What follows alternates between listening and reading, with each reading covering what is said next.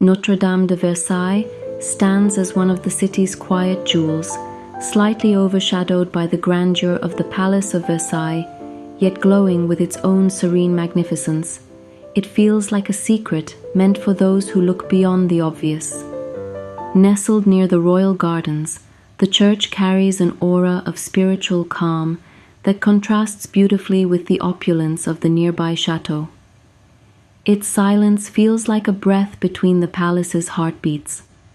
Built in the late 17th century, Notre-Dame de Versailles was commissioned by King Louis XIV, the Sun King himself, to serve as the parish church for the royal court and the city's growing population. It was meant to be both a sanctuary for the humble and a chapel for the powerful. Designed by architect Jules Hardouin-Mansart, the same visionary who shaped much of Versailles' architectural identity, the church reflects the pure classical harmony of French Baroque style. Every line, every curve, seems to echo the balance between heaven and reason. Its facade, elegant and balanced, features Corinthian columns, sculpted saints, and a sense of restrained grandeur that whispers rather than shouts of power.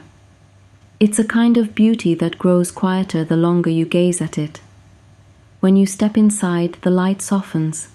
The interior feels both royal and intimate, with marble columns, golden altars, and quiet chapels that invite reflection. It's as if the air itself remembers the prayers once spoken there. The main nave leads the gaze upward, where light filters through tall stained glass windows, a divine play of color upon the stone. Each beam of light feels deliberate, a message written in color. Unlike the monumental Gothic cathedrals of France, Notre-Dame de Versailles embraces a human scale. It feels like a sacred salon of faith and art. You walk through it as if through a conversation between silence and splendor. The church became a spiritual center for the courtiers of Louis XIV, who attended Mass here before great ceremonies at the palace. It was a place where devotion brushed against ambition, and both found form in ritual. Over the centuries, the church has witnessed royal baptisms, weddings, and funerals, a silent witness to the passage of French history. Its walls have absorbed both music and mourning. During the French Revolution, like many churches, it suffered desecration and loss, yet its spirit endured. The building was later restored, regaining its dignity and purpose. Faith, it seems, has a way of returning to its home. One of the most remarkable features of the church is its grand organ, a masterpiece of sound and craftsmanship that fills the nave with celestial resonance. When it plays, even the light seems to pause and listen.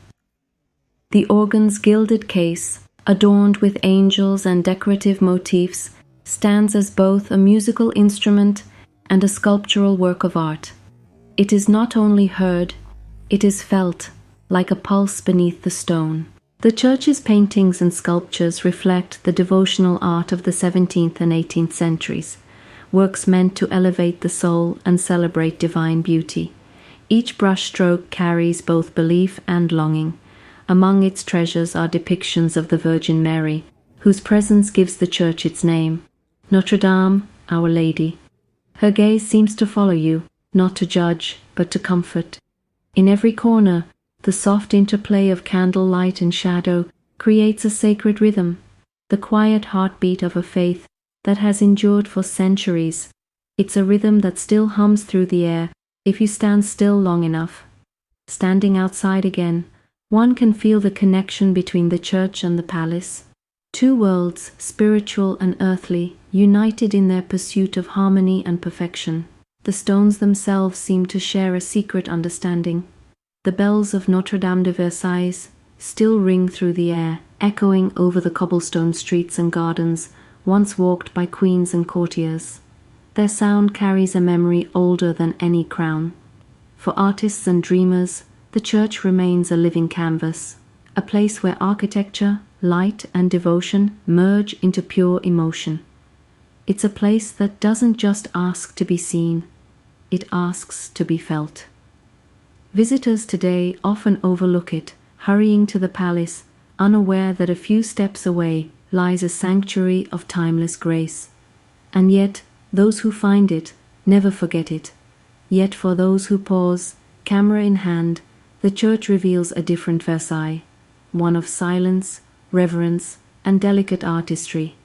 It is Versailles without spectacle, only soul.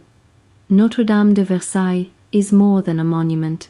It is a whisper from the age of kings, a sacred echo that continues to inspire anyone who listens. Perhaps it is not the palace, but this church that holds the true heart of Versailles.